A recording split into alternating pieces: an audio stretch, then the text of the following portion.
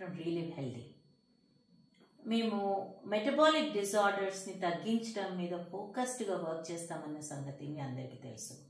ఈ metabolic disorder అంటే ఏంటి అన్నది చాలామంది నన్ను అడుగుతున్న క్వశ్చన్. సర్ప్రైజింగ్గా అనిపించింది నాకు. అది తెలియకుండానే మనం అందరం మెటబాలిజం గురించి మాట్లాడుతున్నామా అని.